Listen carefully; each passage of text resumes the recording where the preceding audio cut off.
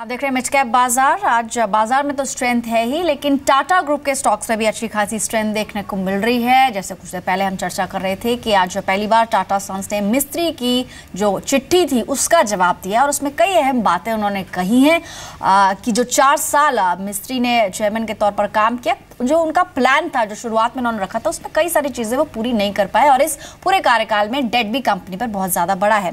In fact एक quick reaction Abhimanyu मैं आपसे लेना चाहूंगी टाटा ग्रुप स्टॉक्स पे और खास तौर पर टीसीएस और टाटा स्टील, क्योंकि खबरें हैं दोनों ही स्टॉक्स में।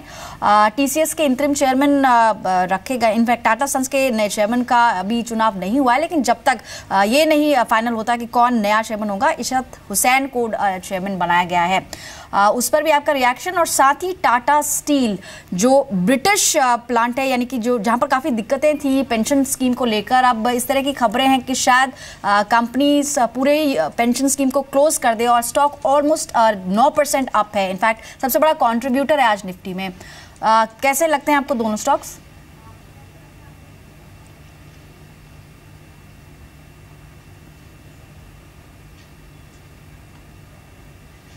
सुमित, आपसे quick reaction on Tata steel.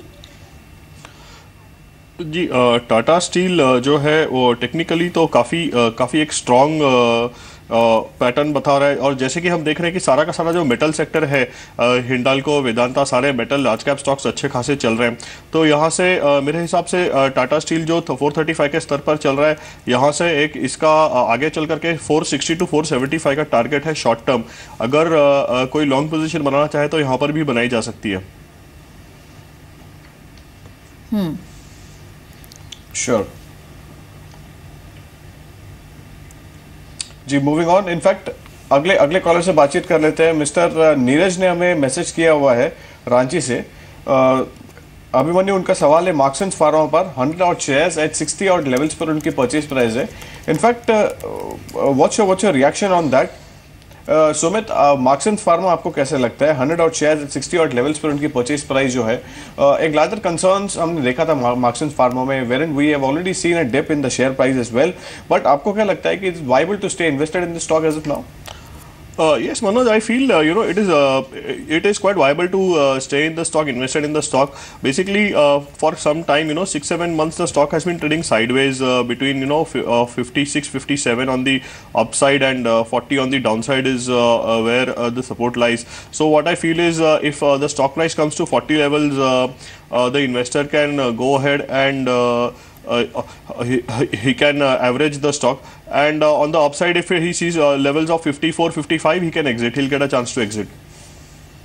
इस बीच बैंक ऑफ इंडिया के नंबर्स भी आए हैं और आज ओवरऑल ही सरकारी बैंकों में काफ़ी स्ट्रेंथ है। जो नंबर्स हैं, Q2 में मुनाफा 127 करोड़ रुपए रहा है और सबसे अहम बात यह है इस क्वार्टर की कि घाटे से मुनाफे में आई है company, in fact bank of India. और अगर ग्रॉस एनपीए की बात करें, ऑलरेडी डबल डिजिट्स में 13.45% इस क्वार्टर में रहा है। प्रोविजनिंग की अगर बात करें, यहाँ पर इजाफा देखने को मिला है, 2190 करोड़ का प्रोविजनिंग इस बार फिगर्स बैंक ने पोस्ट किया है। एक स्ट्रॉन्ग स्ट्रेंथ इसके स्टॉक में भी दिख रही है। इनफैक्ट ऑलमोस्ट 10%, 10.5% की बढ़त के साथ ट्रेड कर रहा है।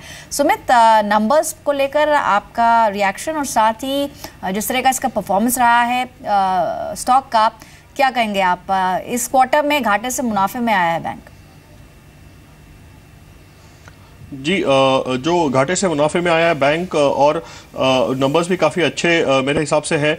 तो यहाँ पर एक ये स्टॉक जो है एक काफ़ी अच्छा वीकली चार्ट्स के ऊपर काफ़ी अच्छा एक बुलिश एनगल्फिंग पैटर्न बना रहा है एक लोअर लेवल्स के ऊपर। और इसका जो नेक्स्ट लेवल में देखने जा रहा हूँ वो एक 145 का स्तर है, जहाँ तक ये स्टॉक रैली कर सकता है। एकदम क्विक मोमेंटम बेस्ड रैली इसमें आ सकती है 145 के स्तर तक यहाँ से भी। तो 145 तक के लेवल्स आने वाले दिनों में दिख सकते हैं। जिस तरह की स्ट्रेंथ बैंक साथ शो कर रहे हैं, ऐसा लगता है कि आगे भी स्ट्रेंथ जारी रहेगी। खासतौर पर जो काफ़ी सारा कैश आज सभी बैंकों को मिलने वाला है, उससे कासा रेशियो में डेफिनेटली एक स्विंग आएगा, एक जंप देखने को मिलेगा। इसलिए आज सभी बैंक्स काफ़ी स्ट्रेंथ भी शो कर रहे हैं, यानी मेजर कॉन्ट्रीब्यूटर्स भी आज बैंक ही हैं। चाहे फिर SBI की बात करें, यूनियन बैंक, सब में 8 से 10% तक की तेजी इंट्राडे में देखने को मिल रही है। कई दर्शक भी हैं जो कि सवाल पूछना चाह रहे हैं।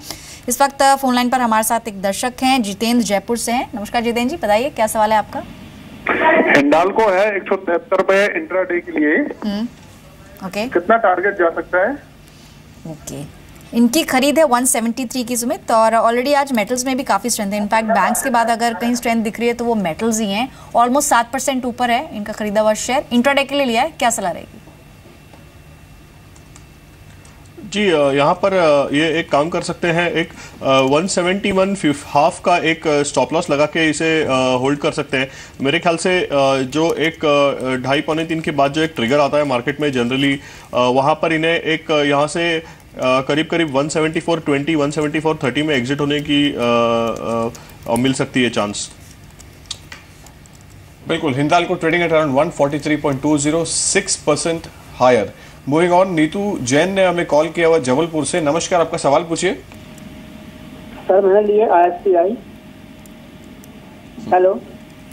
ओके, जी नीतू, आपका सवाल पूछिए। सर मैंने लिए IFCI 26 रुपए में। कौन से लेवल पे आपके परचेस प्राइस है?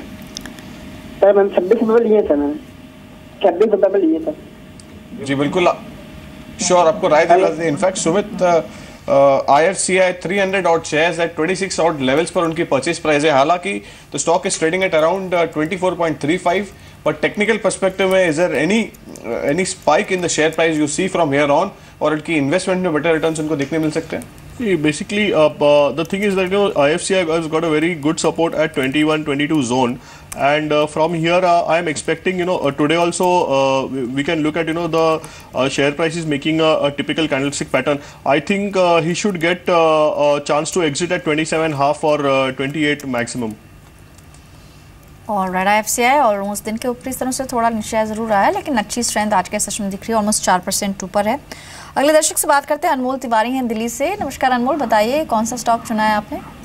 गुड आफ्टरनून मैम, मेरे पास अशोक लीलैंड के 800 शेयर हैं 91.20 के रेट से। ठीक है। और जेके टायर है मेरे पास 149 से 350 शेयर। तो अभी इसमें क्या करना है? शॉर्ट टर्म मेरा नजरिया है। ठीक है। जेके टायर और साथ ही इन्होंने बताया इनके पास है अशोक लीलैंड। हालांकि दोनों ऑटो सेक्टर से एक तरह से जुड़ी हुई हैं। पहले अशोक लीलैंड पे बात कर लेते हैं। इनकी जो खरीद है सुमित, दैट इज 91.20, यानी उसके आसपास ही ट्रेड कर रहा है। आज हर तरफ हरा निशाना है, लेकिन अशोक लीलैंड में रेड टिक देखने को मिला, ऑलमोस्ट 1% नीचे है। क्या करना चाहिए? इन्होंने बताया शॉर्ट टर्म के लिए ही इन्होंने इसमें एंट्री ली है। इंट्राडे के लिहाज से क्या करना चाहिए और टारगेट्स क्या देख रहे हैं आप? जी ये ऐसा कर सकते हैं कि एक अशोक लीलैंड में 88.5 का एक काफ़ी छोटा स्टॉप लॉस मेंटेन करके होल्ड करें स्टॉक को। एक 92.5 के स्तर पर ये अशोक लीलैंड को एक छोटा सा रेजिस्टेंस दिखाई पड़ रहा है। हालांकि अगर ये रेजिस्टेंस पार हो जाता है तो स्टॉक 95 से 97 तक जा सकता है, बट सिंस ये काफ़ी समय से 92.5 के यहाँ पे स्टॉक रेजिस्टेंस ले रहा है, मैं सजेस्ट करूँगा कि एक 88.5 के सपोर्ट के नीचे स्टॉप लॉस लगा करके स्टॉक को होल्ड करें। जेके टायर पे भी इन्होंने सवाल पूछा था। आज के सेशन में 145 का लेवल देखने को मिल रहा है, 6% अप। या तो जेके टायर तो मैं सजेस्ट करूंगा कि इन्हें होल्ड करें फिलहाल। जेके टायर का पोजिशनली मुझे लगता है कि ये 160 तक जा सकता है, और डाउन साइड में ये एक 139 के नीचे स्टॉप लॉस लगा करके स्टॉक को होल्ड कर सकते हैं।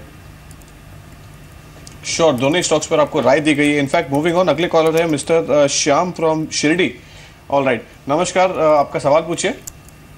Sir, I have 540 shares. Hello. Okay. Hello, I have 540 shares. आपका सवाल पूछिए। Tata Chemicals. I have 540 shares. आपने कौन से लेवल पे share? At 550. Hello. All right, बिल्कुल आपको राय दे रहे थे। इनफैक्ट टाटा केमिकल्स 600 और लेवल्स पर 350 और शेयर्स है इनके पास में, और यहाँ पे लेकर एक बोर्ड मीटिंग भी टाटा केमिकल्स की इज टुडे शेड्यूल। और यहाँ से लेकर आपको क्या लगता है कि सुमित, टाटा केमिकल्स में इन्वेस्टेड रहना एज ऑफ नाउ कितना वाइबल है, और इनकी इन्वेस्टमेंट में बेटर रिटर्न्स देखने मिल सकते हैं उनको? जी इसका जो एक स्ट्रक्चर इमर्ज हुआ है चार्ट्स पे टाटा केमिकल्स का, पिछले कई सेशंस में एक 585 ऑड लेवल से एक बिकॉली देखने को मिली स्टॉक के अंदर। और हालांकि कल के जो गैप डाउन की वजह से काफ़ी सारे स्टॉक्स में एक अजीब पैटर्न उभर के आया है। मैं इन्हें सजेस्ट करूंगा कि यहाँ से ये एक 490 के लेवल्स का एक स्ट्रिक्ट स्टॉप लॉस मेंटेन करके स्टॉक को होल्ड करें। अगर ये स्टॉक 490 के नीचे ट्रेड करता है तो ये एग्जिट हो जाए। ऑन दी अपसाइड एक इसके स्टॉक को रेजिस्टेंस है 525 530 जोन का, तो अगर वहां पर आता है तो ये एग्जिट कर सकते हैं। तो 490 के लेवल्स पर एक स्टॉप लॉस आप मेंटेन कर सकते हैं। स्टॉक के जो लेवल्स हैं उस पर क्लोजली वॉच रखें, क्योंकि टाटा ग्रुप में काफी डेवलपमेंट्स हो रहे हैं जिसका असर उनके स्टॉक्स पर भी दिख रहा है। आज के सेशन में हालांकि स्ट्रेंथ है, टाटा केमिकल ऑलमोस्ट 2% की तेजी के साथ ट्रेड कर रहा है, लेकिन अपने ऊपरी स्तरों से कुछ फिसला जरूर है। और अगली खबर वो जिसमें सभी का इंटरेस्ट है, यानी भारत के किसी भी कोने में आप हों, लेकिन नोट पर जो बैन लगाया गया है, यानी पुरानी जो करेंसी है 500 और 1000 के नोट, वो आज से बदले जा रहे हैं बैंकों में। कहीं थोड़ी परेशानी जरूर हो रही है, लेकिन लोग आसानी से 500 और 1000 के नोट बदलवा रहे हैं। बैंकों के बाहर पुलिस भी मौजूद है ताकि सिक्योरिटी इशू अगर हो किसी भी तरीके का, क्योंकि भीड़ बहुत ज्यादा है, उसको सही तरीके से हैंडल किया जा सके। कई लोग हजारों के नोट लेकर बैंक में पहुंचे हैं, तो पहली बार हाथ में 2000 के नए नोट लेकर लोग काफी खुश भी नजर आ रहे हैं। बैंक में लोगों की सुविधा के लिए अलग से काउंटर भी बनाए गए हैं। लोगों की सुविधा के लिए इस बार बैंक्स वीकेंड पर भी खुले रहेंगे, यानी कि शनिवार, रविवार और सोमवार को भी बैंक्स खुले हैं। जबकि आपको याद दिला दें, सोमवार को वैसे पब्लिक हॉलिडे है गुरु नानक जयंती की वजह से, लेकिन क्योंकि एक दिन के लिए बैंक्स बंद रखे गए थे और इसलिए पब्लिक को कन्वीनियंस हो और आसानी से नोट बदले जा सके, इसलिए इस लॉन्ग वीकेंड में भी बैंक्स ऑपरेशनल होंगे। कल से लोगों को एटीएम से भी पैसे मिलने लगेंगे। इनफैक्ट एसबीआई की तरफ से स्टेटमेंट्स आए थे कल रात ही कि आज सुबह से नए नोट आपको मिल जाएंगे एटीएम में। तो एसबीआई के एटीएम्स में भी काफी लंबी लाइनें लगी हुई थी। वित्त मंत्री अरुण जेटली ने कहा है कि पुराने 500 और 1000 के नोट बंद होने से कंज्यूमर सेक्टर पर ज्यादा बुरा असर नहीं होगा। जल्दी नए नोट की सप्लाई बढ़ाने से डिमांड में इजाफा होगा। In the short run it could, but eventually a very large part of this currency which is being removed was also lying static, and therefore once over the next few weeks the replacement takes place, I think the current levels of consumption then will eventually have to gradually come back. जो लोग gold बेचेंगे भी, उनको भी तो इस cash की accountability कहीं ना कहीं देनी पड़ेगी। वहां भी पैन कार्ड रिक्वायरमेंट है। वहां जब आप कहोगे कि सोना बेच के इतना कैश हाथ में आया तो किस ग्राहक को बेचा। और इकोनॉमिक अफेयर्स सेक्रेटरी शक्तिकांता दास ने कहा है कि सरकार आगे 1000 के नए नोट जारी करेगी। 1000 का नया नोट नए डिजाइन और नए रंग में होगा पुराने नोट से, यानी कि ये कुछ अलग दिखेगा। In the due course, in the next few months, the 1000 rupee notes will also be brought into the market with a completely new design and new dimension, new design, new color combination, which will look distinctly different from the old one. So this is the background in which the 2000 rupee notes were decided to be introduced. और हमारे संवाददाता असीम मनचंदा ने बात की MOS finance Arjun Meghwal से। आइए सुनते हैं। सर, एमओएस फाइनेंस अर्जुन नाम मेघवाल है। सर, कह सकते हैं प्रधानमंत्री मोदी ने एक ब्लैक मनी पे एक सर्जिकल स्ट्राइक जो है वो किया है, क्या लगता है इसकी जरूरत क्या थी?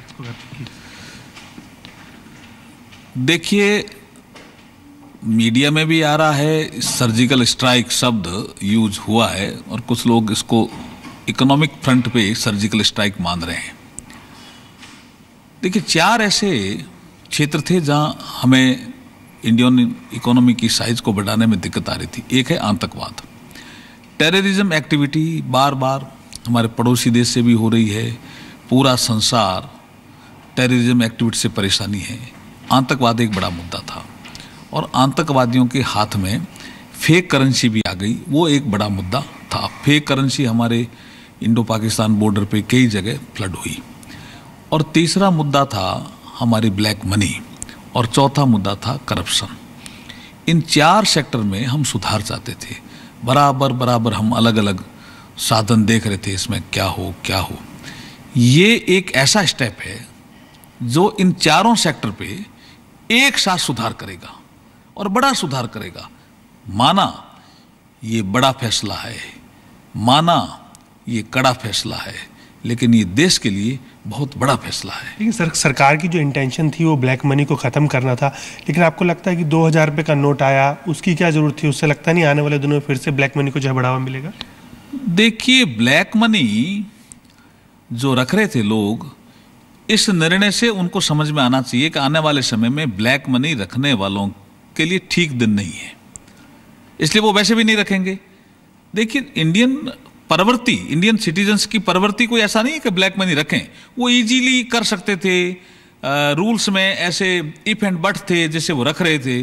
अब जब पहला झटका लगा, अब जो वो जमा भी करा रहे हैं तो 200% फाइन के साथ, तो उनको लग रहा है हम क्यों जमा कराएं, जमा कराने की आवश्यकता क्या है। तो जब उनको लग रहा है कि ब्लैक मनी आने वाले समय में रख ही नहीं सकते कंट्री में, तो क्यों रखेंगे ब्लैक मनी। इंडियंस की जो भावना है वो बेईमान होने की नहीं है, ईमानदार रहने की है।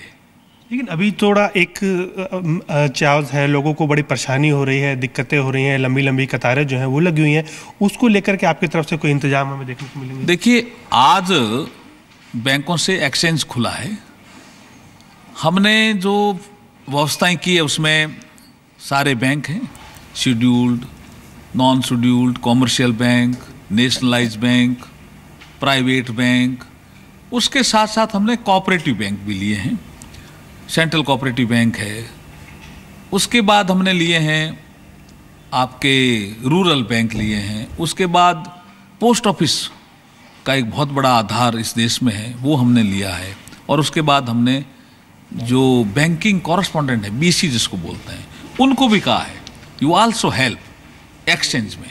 तो जब इतने बड़ी मशीनरी को हमने एक्टिवेट किया है तो नेचुरली इनिशियली 1-2 दिन तकलीफ वाले होंगे, लेकिन आने वाले समय में ये सिस्टम स्मूथ हो जाएगा। किसी को डरने की जरूरत नहीं है। अगर किसी के पास अपना सोर्स के साथ या सेविंग के साथ पैसा है तो वो 2.5 लाख रुपए तक, अगर उसके पास KYC है, नो योर कस्टमर नंबर है, तो वो 2.5 लाख रुपए तक जमा करा दें।